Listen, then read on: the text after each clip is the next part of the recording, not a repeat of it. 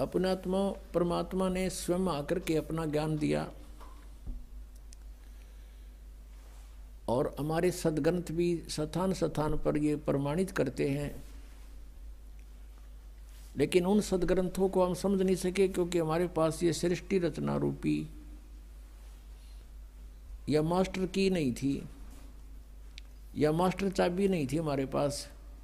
ये सृष्टि रचना जो है पूरे अध्यात्म मार्ग को समझने की एक मास्टर की समझो, और जब तक ये नहीं समझ में आओगी इतने हम किसी सदग्रंथ को नहीं समझ सकते। अब जैसे गीता ज्ञानदाता कहता है कि मेरी उत्पत्ति को ये ऋषि और ये देवता ब्रह्मा विष्णु महेश ये नहीं जानते क्योंकि ये मुझसे उत्पन्न हुए। 10वें अध्याय के दूसरे श्लोक में गीता जी ने कहा। तो इससे सिद्ध हो गया कि गीता ज्ञानदाता नासवान है, इसका जन्म मृत्यु होता है। ये ब्रह्म है, श्री कृष्ण जी में प्रवेश करके ब्रह्म बोल रहा है। गीता जी अध्याय नंबर 8 के श्लोक नंबर 13 में ये खुद कहता है कि ओम इति एकाक्षरम ब्रह्म विवहारण माम अनुस्मरण यह परियाति तजंदेहम सयाति परमाम गतिम। और फिर श्री शिव महापुराण गीता प्रेस गोरखपुर से प्रकाशित में ये 26 पृष्ठ पे खुद कहता है अपने आत्माओं इस पूर्ण अध्यात्म ज्ञान से परिचित कराना आपको दास का उद्देश्य है। और यही सदग्रंथ बताते हैं कि जब तक उससे पूर्ण परिचित नहीं होते तो तुम भक्ति पर नहीं लग सकते।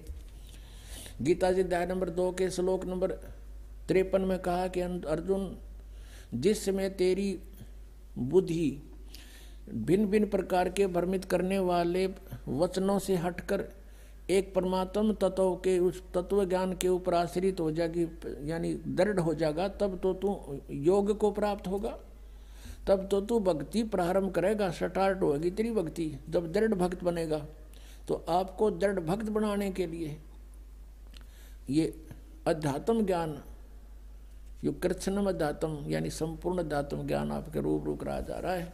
अब देखिए थोड़ा सा लिंक इससे संबंधित हो गया। श्री शिव पुराण गीता प्रेस गोरखपुर से प्रकाशित, संपादक हनुमान प्रसाद पोदार, इसके 26 पृष्ठ पे दिखाते हैं आपको। एक बार ब्रह्मा जी और विष्णु जी का इस बात पर झगड़ा हो गया, विद्वेश्वर संहिता। वो कहता मैं तेरा बाप, वो कहता मैं तेरा बाप। ये 24 पृष्ठ से शुरू होता है। तो इनके युद्ध को समाप्त करने के लिए इस काल ब्रह्म ने, जो एक अपने वास्तविक रूप में प्रकट नहीं होता, इनके बीच में एक स्तंभ खड़ा कर दिया, पिलर लिंग, इसको बाद में शिवलिंग कहने लग गए। फिर ये युद्ध करके खड़े हो गए।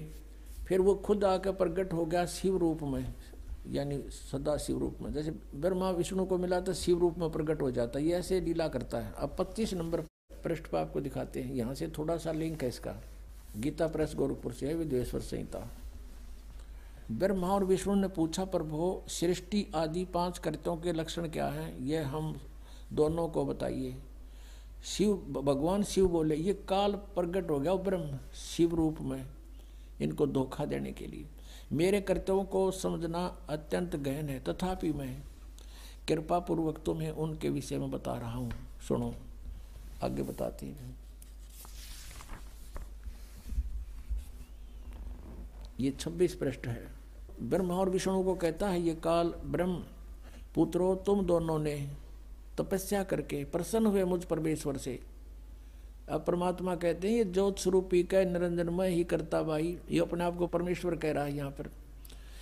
मुझ परमेश्वर से सृष्टि और सतिथि नामक 2 कृत प्राप्त किए हैं, ये दोनों तुम्हें बहुत प्रिय है। इसी प्रकार मेरी विभूति रूप स्वरूप, यानी मेरे जैसी शकल के रुद्र और महेश्वर में मैं नहीं है, ने 2 अन्य उत्तम कृत संहार और तिरोभाव मुझसे प्राप्त किए हैं, परंतु अनुग्रह नामक कृत कोई दूसरा नहीं प्राप्त कर सकता। आगे देखो, ऐसे सिद्ध हो गया कि यहाँ ये पुराण का वक्ता जो है, पुराण जो बोलने वाला है, ये ब्रह्मा विष्णु से और रुद्र और महेश से न्यारा है।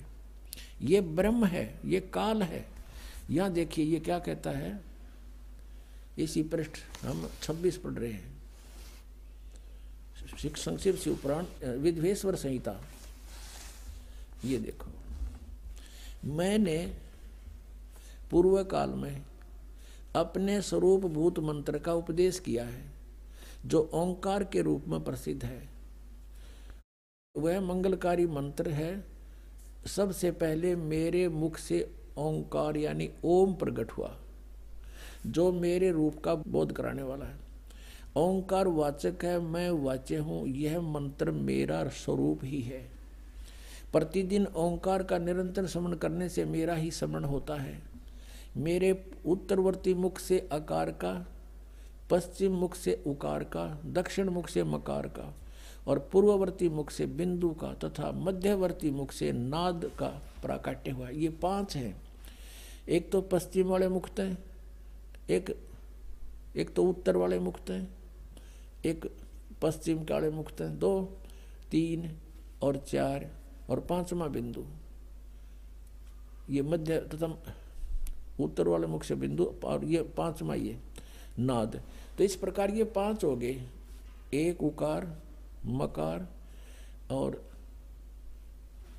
आकार, आकार, मकार, उकार और मकार और बिंदु और नाद, ये 5 हो गए।